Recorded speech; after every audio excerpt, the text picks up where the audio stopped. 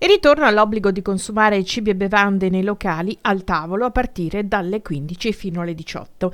Il presidente del Veneto Luca Zaia ha firmato l'ordinanza contro i troppi capannelli di persone che si formano per bere uno spritz, il più delle volte continuando a tenere la mascherina abbassata anche dopo aver finito di bere. È la risposta alla richiesta dei sindaci di stringere le maglie anti-assembramento, primi cittadini a cui resta la facoltà da DPCM nazionale di chiudere una strada o una piazza in caso di eccessivo affollamento.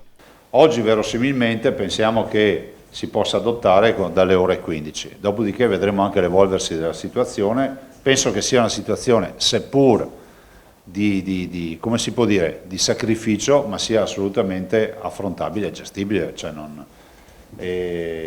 Ringrazio anche i sindaci per le collaborazioni che hanno sempre dimostrato, i sindaci delle città capoluogo, ma non solo.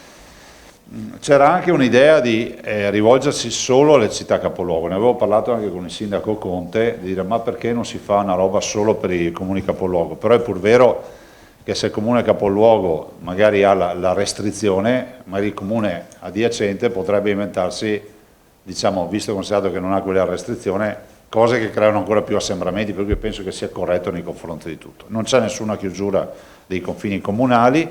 I contatti per l'acquisto di vaccini in autonomia, avvalendosi della norma che autorizza la Regione a rifornirsi di farmaci e il vaccino lo è, proseguono.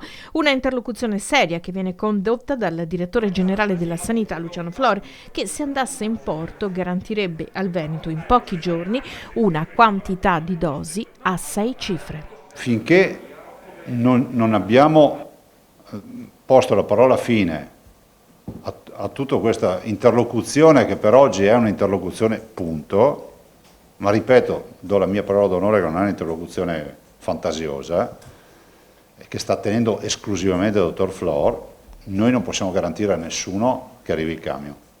Dopodiché se qualcuno ci chiede la disponibilità solo di qualche scatolone o molto di più, vi dico molto di più.